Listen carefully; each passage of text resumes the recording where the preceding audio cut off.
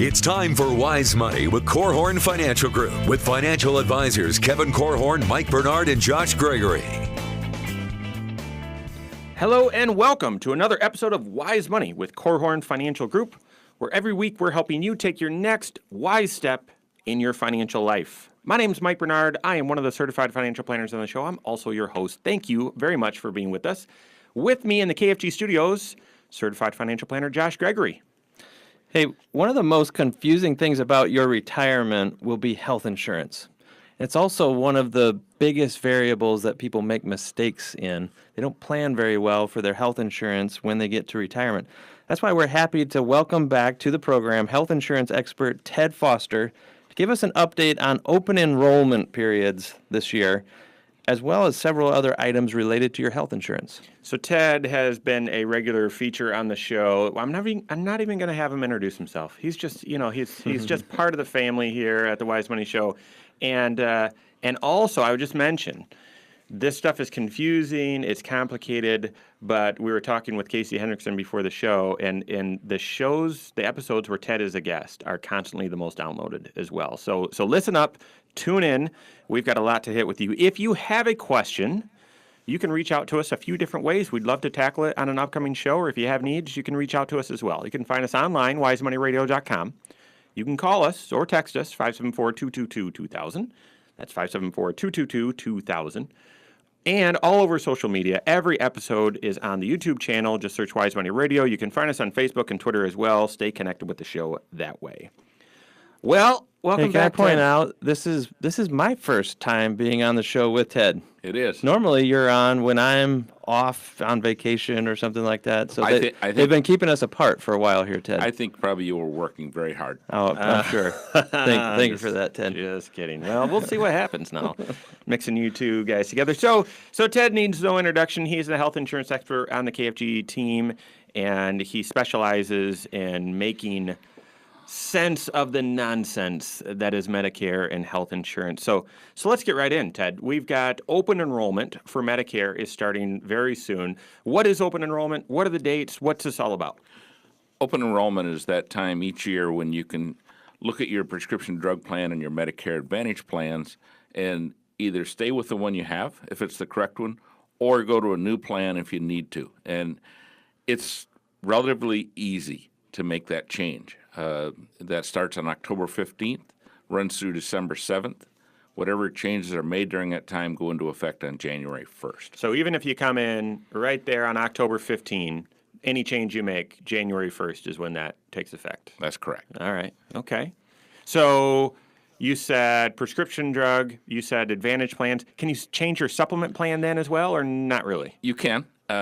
Remember, supplements are available to be changed any time of the year. Okay. So we can do it during that time period, provided that your health allows you to. Many people are confused with that. They think open enrollment means I can change all my stuff, no questions asked, just make a change.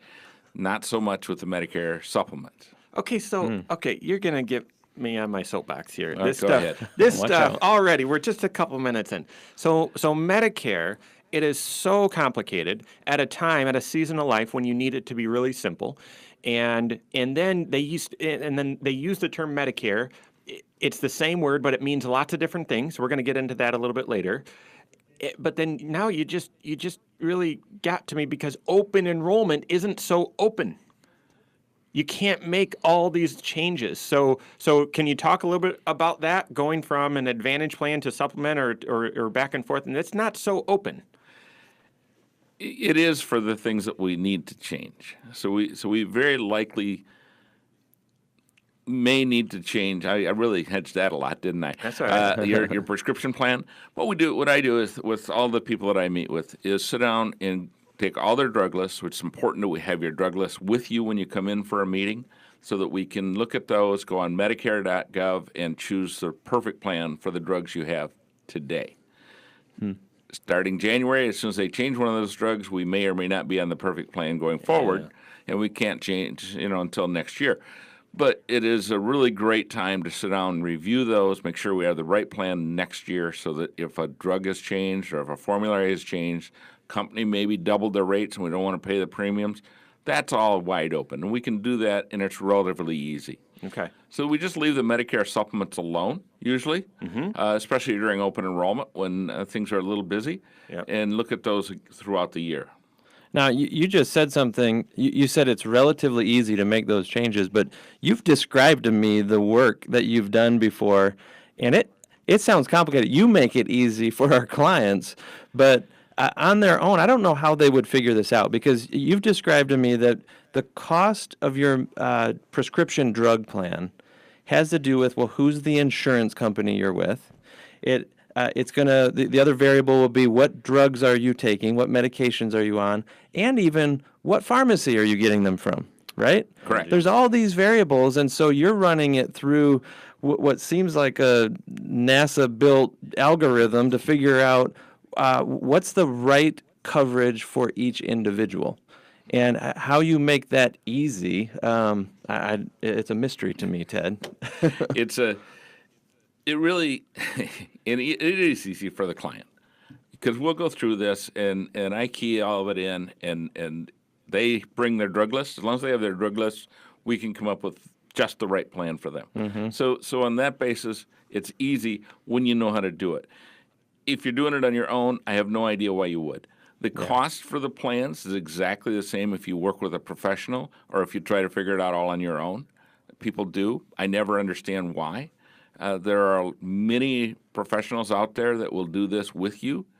Why not use one of them? Sure. Well, you're listening to a professional right now. That's the voice of Ted Foster here in the KFG studios with Mike and Josh. We're talking about open enrollment. The dates are October 15 through December 7th.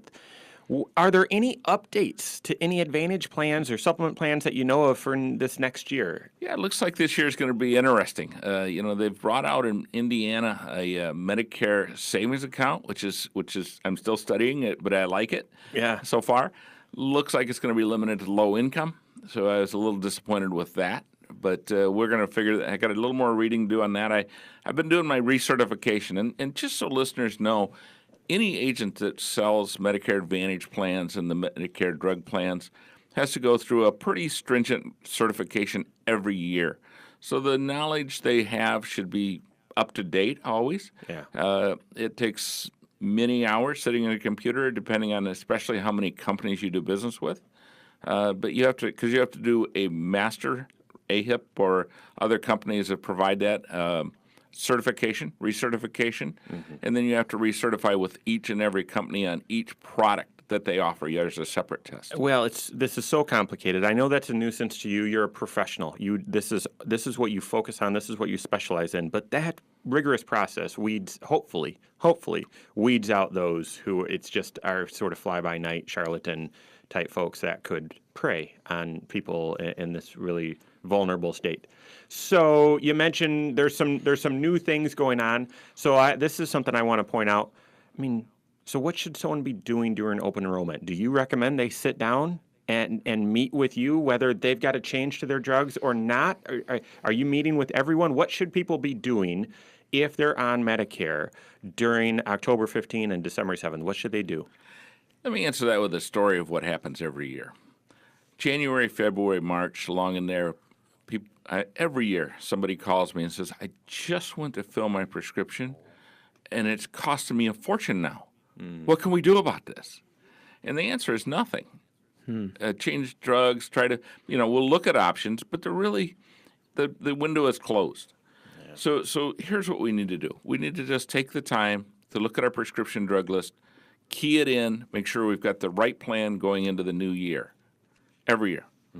With me or whoever your professional is you work with. Do you ever send some of those folks back to their doctor to inquire on, is there a generic version? Is there an alternate option that maybe would be a little bit more affordable on their particular plan? Great question. Yeah, it was a great question. Not the rest of them have been very good too. I appreciate that, Ted. Yeah. Thanks.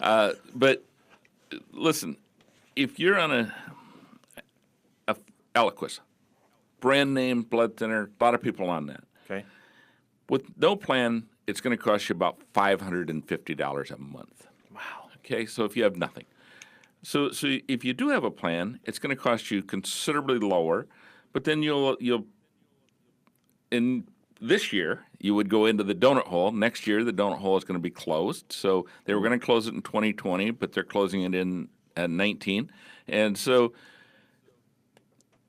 you need to look at alternatives. And so if you go to your doctor, if there's something else, but it's really a matter of, is there something else that will do what needs to be done? We're going to pick that statement back up. Plus, if you're confused about what all the Medicare stuff means, we're going to give you the basics, that and more coming up here on Wise Money with Korhorn Financial Group. All right. Woo, that time flies. It does. It does. It does. That's good though. So we can pick that thought back up really quickly. Is there that was good? Is there more we need to hit or want to hit with open enrollment, or can we transition into Whatever you want. because I think we covered the majority. Yeah. I guess we could ask over here, probably better. but we did hit the dates, what you need to bring, what you need to be doing, whether there are changes. Yeah. Yeah, we did. What I like is that you focused on that it's better to get help, because I didn't know until I remember do you know Dan Flacketer? He worked HealthWorks. Same thing. Yep. He's the one that told me when I was working for myself. He's like, yeah, you don't pay me for this. I was like, well, then why doesn't everybody go to someone Exactly. like you?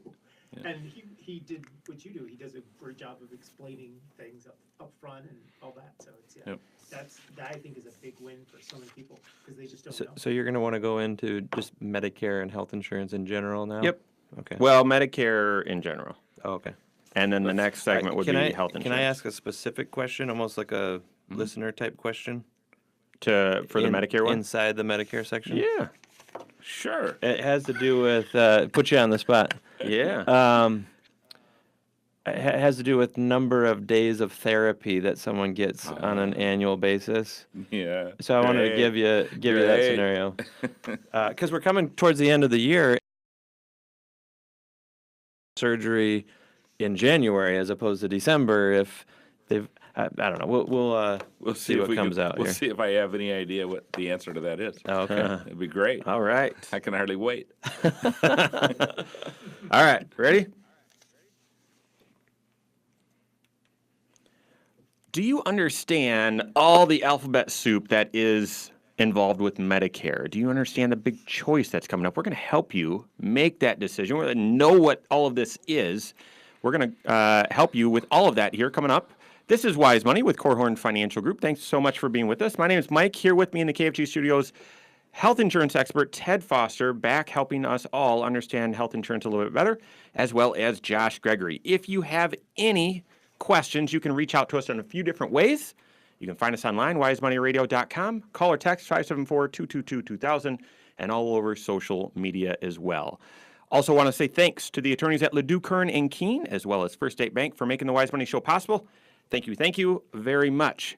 Okay, we were talking about open enrollment. Just want to remind everyone, if you're just catching us right now, open enrollment, if you're on Medicare right now, so to change Advantage plan, update your drug plan, that is October 15, so right around the corner, and goes through December 7th. Any change you make there takes effect January 1.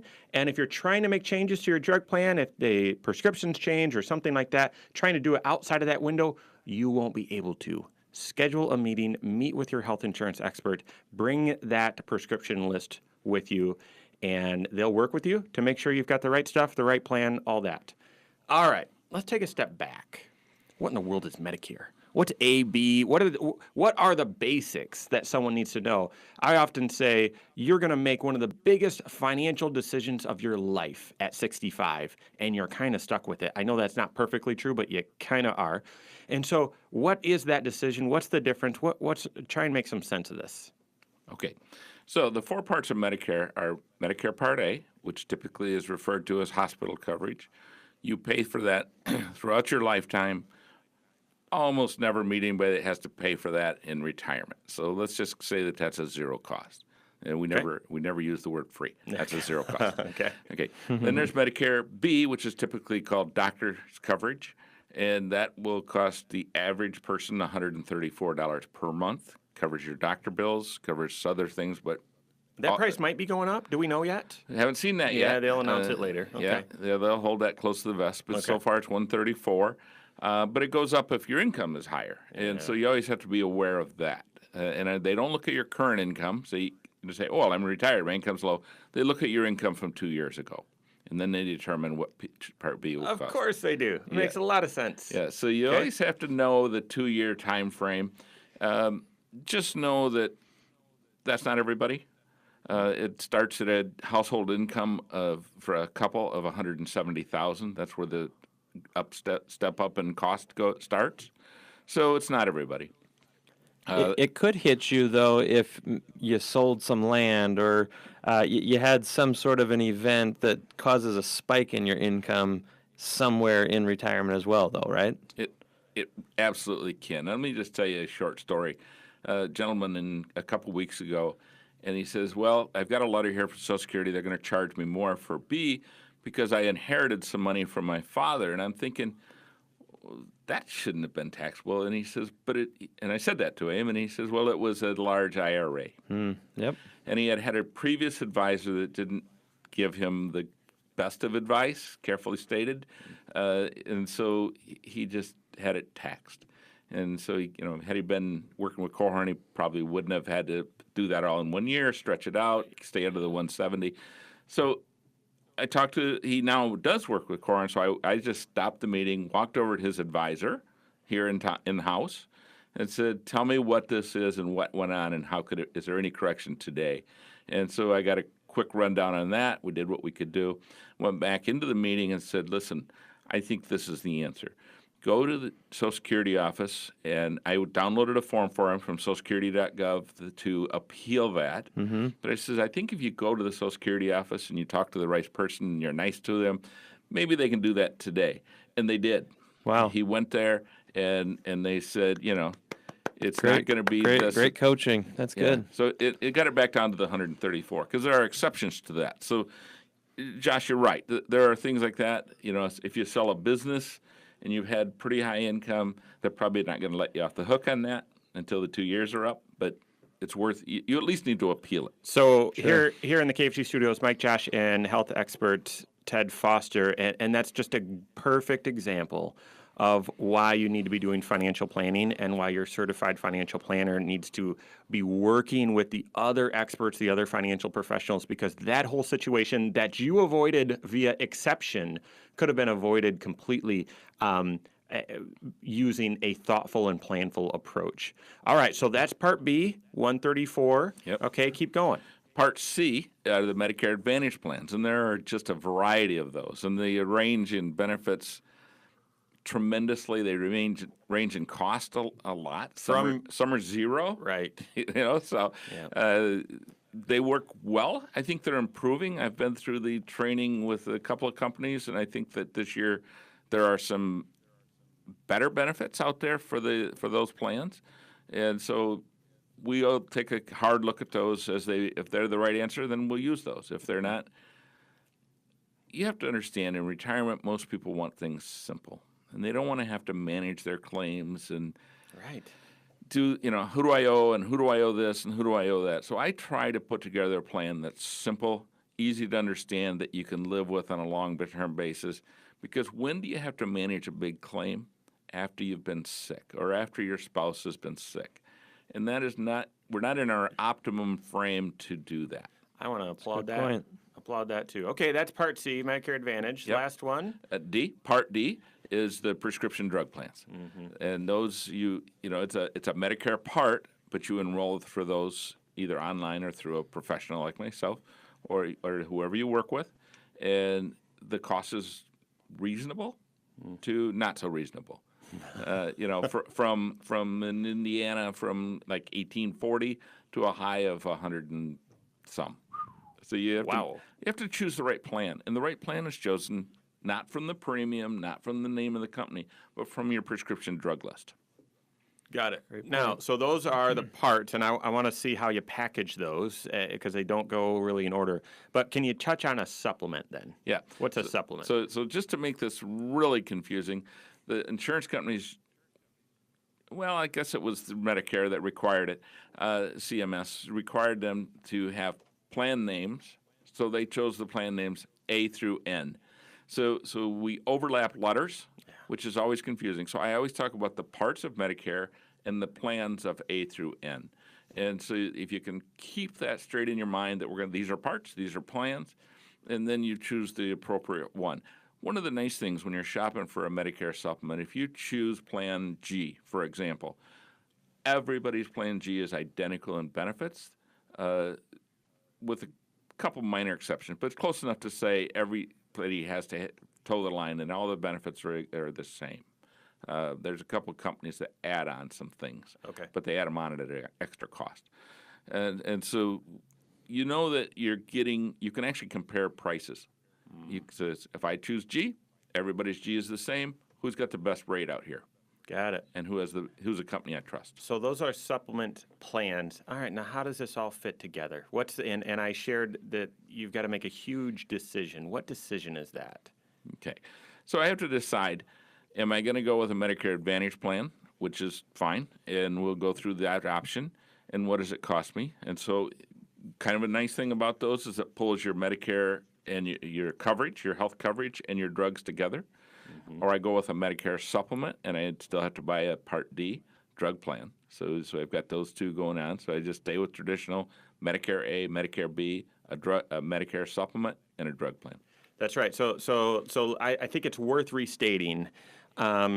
One option is traditional Medicare. You said that, and that's going with Part A, which you've already paid for. Likely, it's not an additional cost. Part B, which is the 134, starts at that. Part D for your drug plan, and then a supplement to help fill in the gaps. That's traditional Medicare. That's what a lot of people do. And then there's the Advantage side, where and this is in the weeds, but basically you're going with Part C. Now you're paying for Part B, but you're going with Part C. That's that. So it doesn't quite go in order. Everyone's heads are spinning. I know, it is right just now. crazy. It is just crazy. So there once again. The difference, though, between the two options is, do you want to have a bigger monthly expense of premiums, but maybe very little out-of-pocket cost?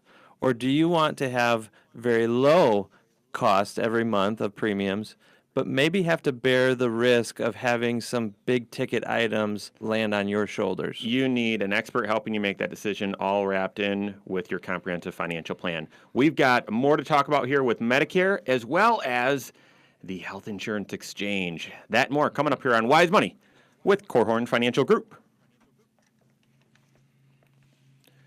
Okay. All right. To answer your question, okay? Yeah, we never even I got don't to your remember what my therapy. question was. We all need therapy, actually, after this. That's right. I got to tell you, though, I had what we've done. We're now in our 4th year, so this is probably we've had this episode at least 4 times, but I think probably 6 or 7, because a couple years we doubled up. 4 years ago, I had a loose understanding of this where I could at least teach it to clients. I feel, Ted, just because of these discussions, I feel much more confident about. Now, there is a whole bunch of weeds in there that you are the expert in. But as far as helping to frame the decision and helping to frame the issue for people, this is so helpful. Yes, it's confusing, but it is so helpful to me, even being able to listen to you these several times.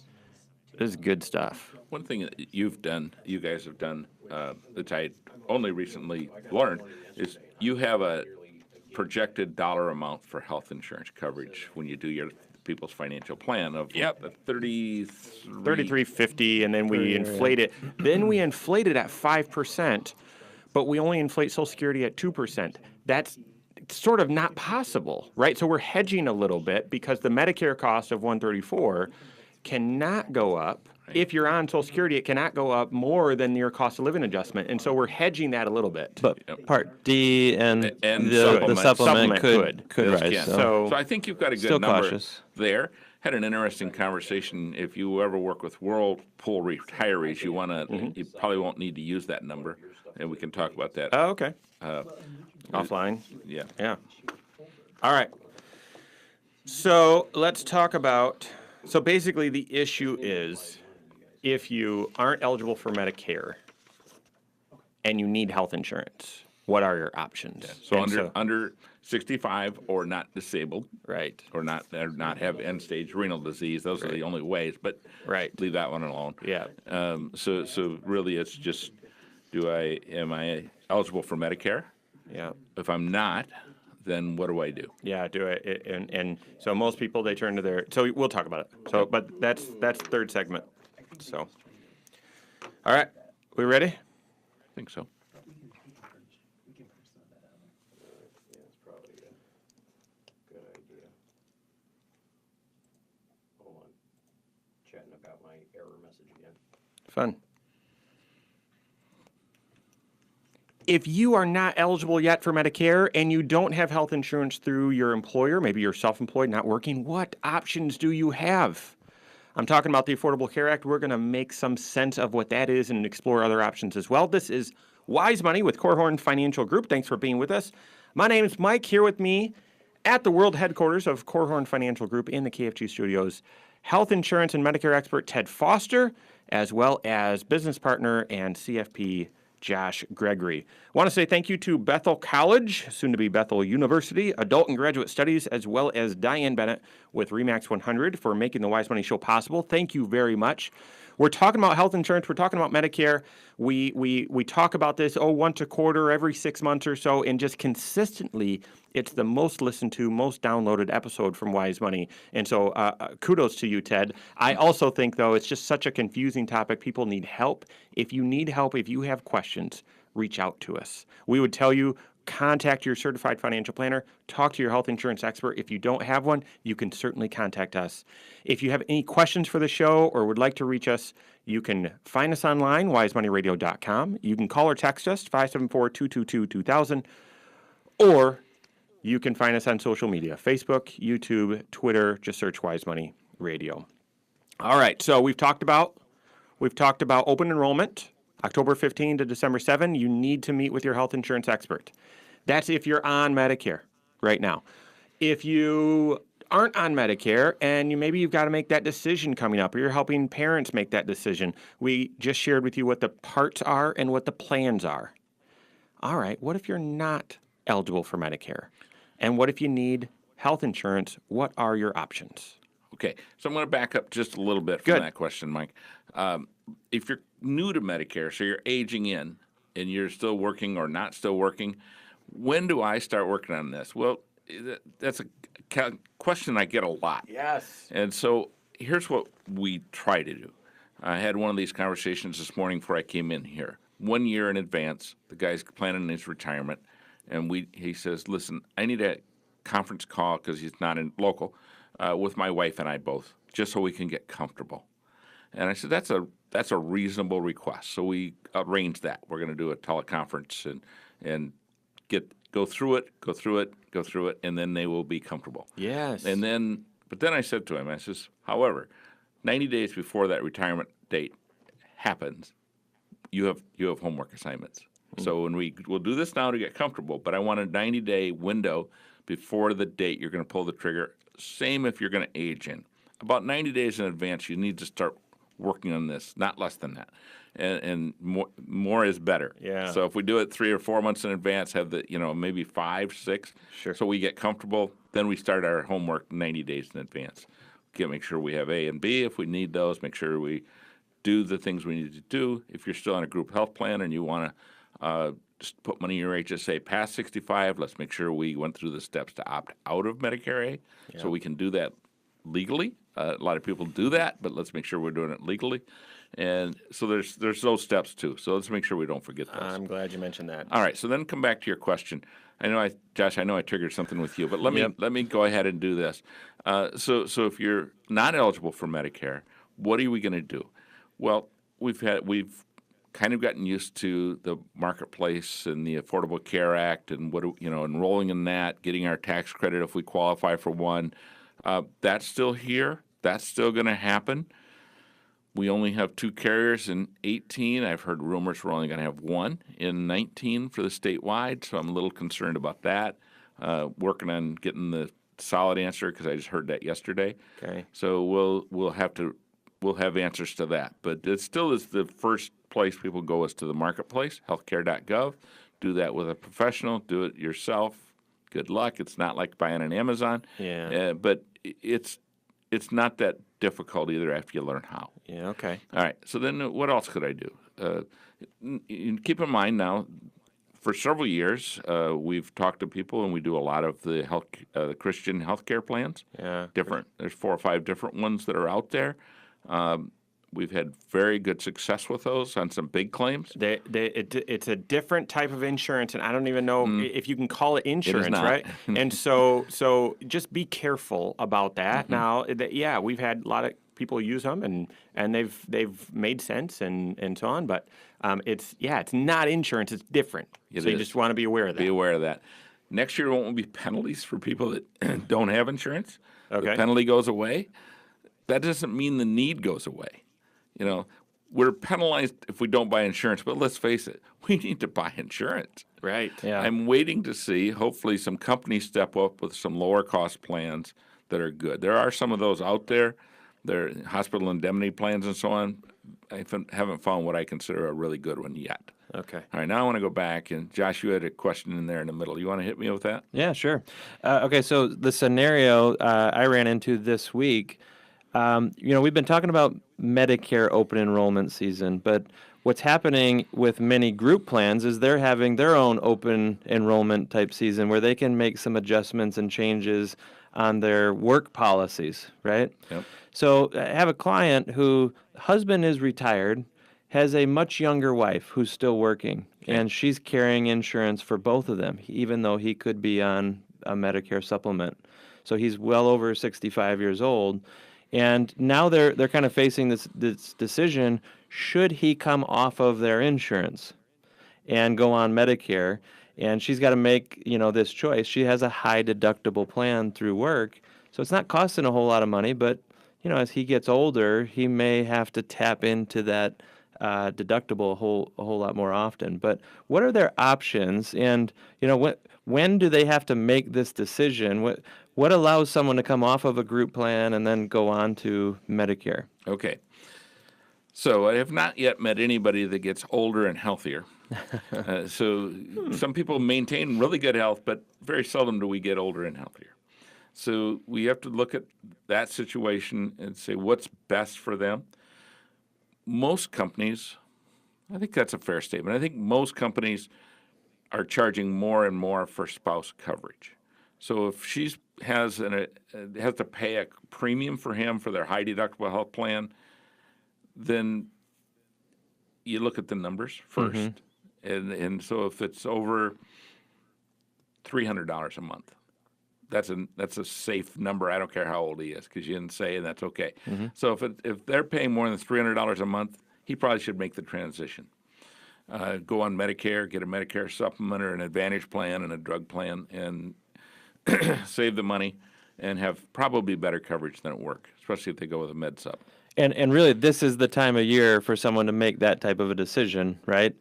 Otherwise, she would have to have some kind of a break in the employment or a triggering event to be able to make that Open option enrollment at work coming off the group insurance is a qualifying event, Right. so we could do that at that time. We have to prove to Social Security office that you had coverage. Right. We have to prove you had credible drug coverage. We have to do those things, but we can do that any time of the year. Okay, I'm going to put a spin on this, and if it's circumstantial, you can just dodge the question. But in that situation, Josh, what you didn't say is whether the spouse, the older individual, had opted out of Medicare A and B already. What if they were on A and B, and spouse was still working, carrying coverage on them? Is that coverage automatically a supplement, or I guess that scenario? Okay, so this is a 5-hour program. Great. Okay, let's go through this real quickly because time is clicking. So if your group health insurance is with a company with more than 20 employees, your group health insurance pays primary and Medicare pays secondary. So they're going to step in after and clean it up. But you're still going to be subject to your bigger deductible and things, but you may get a little Medicare benefit. I wouldn't know why you would have B if you were on a group health plan with more than 20 people. Got it. If you're on a group health plan with under 20 people, you need B. Okay, so just know that. Okay. All right. And so you're going to be paying for B anyhow. You probably ought to step off the group health insurance. So, but then it gets a little crazy if you have a spouse that's on disability, and we can have another whole other program and talk about that. Because even if you're over 20 and your spouse goes on disability, they need B. I've had that happen, and it's bad. Have I convinced you yet that your next wise step in your financial life is sitting down with a health insurance and Medicare expert? And honestly, it doesn't even matter what age you are. You need to learn this right now to either help yourself plan, help your parents, or if you're in this situation, my goodness, sit down and meet with someone who this is their job. They're a specialist, they're a professional, and just do health insurance. Instead of just me and Josh asking our questions of Ted, we've got a couple great questions from fans of the show. So we've got that and more coming up here on Wise Money with Korhorn Financial Group. Oh, no.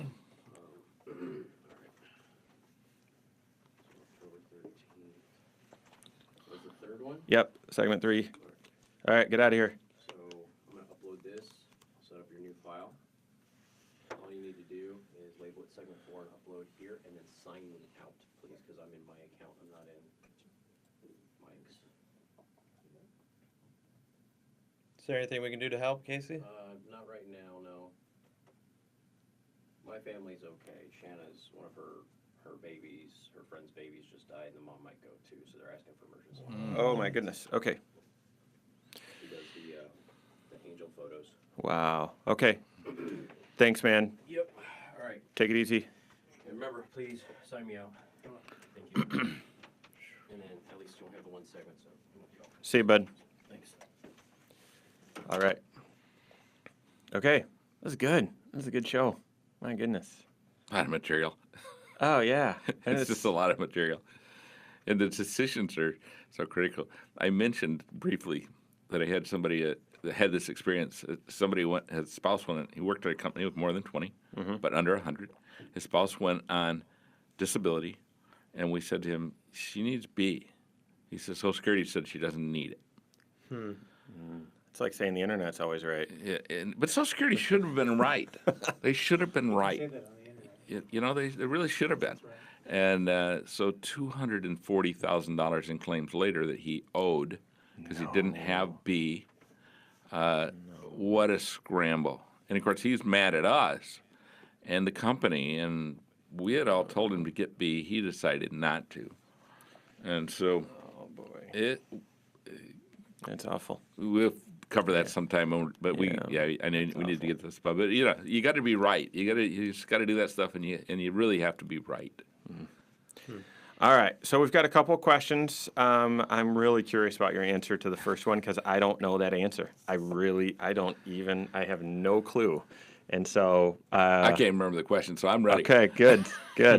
All right. So for a segment, we're landing the plane. We're going to hit these questions. There'll be some follow-up questions as well. And all right. So thanks for tuning in. This is Wise Money with Korhorn Financial Group. My name is Mike Bernard. Alongside me in the KFG studios, Josh Gregory. Alongside him, health insurance expert Ted Foster. If you've missed anything, we have been talking about everything about health insurance and Medicare, from open enrollment, that is October 15th to December 7th, to what in the world are the parts and plans of Medicare, and recently just finished discussing if you aren't eligible for Medicare, but you need health insurance, what are your options, and what if your spouse has insurance through work, and how does all that mix together? My goodness, if you've missed anything, you can listen to the entire episode right there on the YouTube channel. Just search Wise Money Radio, subscribe to it, like it, share it if you'd like to. I'd encourage you to do that. It helps us. I appreciate it. You can listen to every episode on podcast. Wherever you listen to podcasts, it's there. Just search Wise Money with Korhorn Financial Group. That's Korhorn with a K.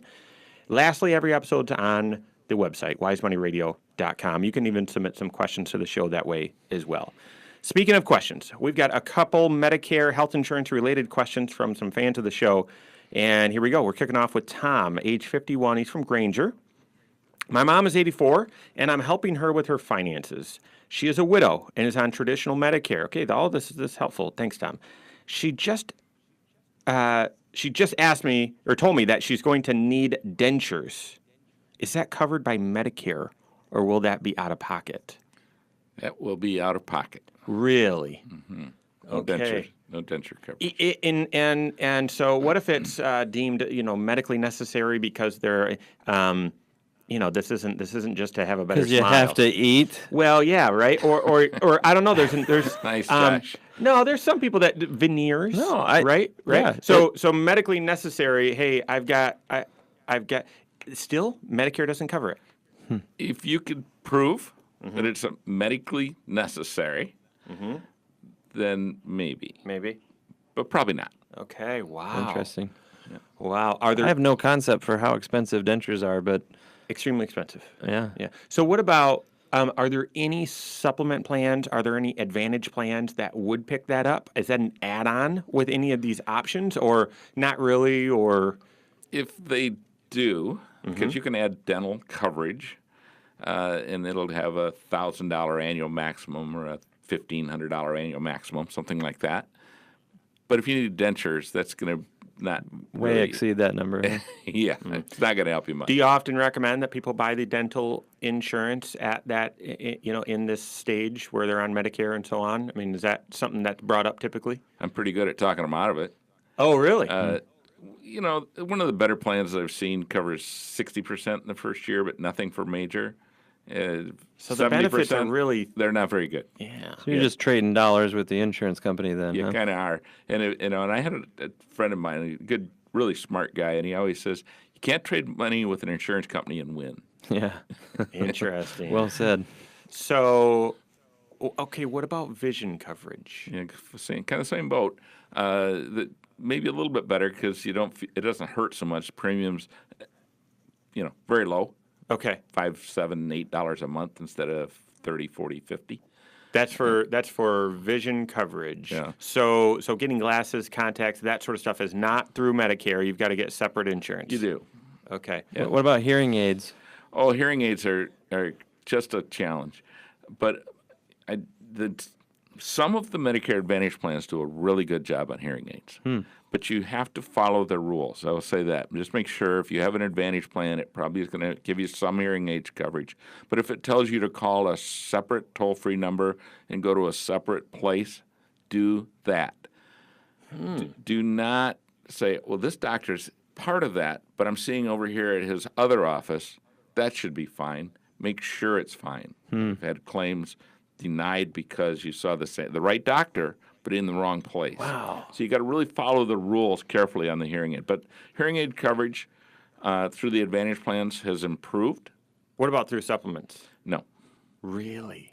no hearing aid. Even on the more comprehensive plans, N and that. Like an F. Yeah, F, yep. F has always been the most comprehensive. Listen, if all supplements follow Medicare.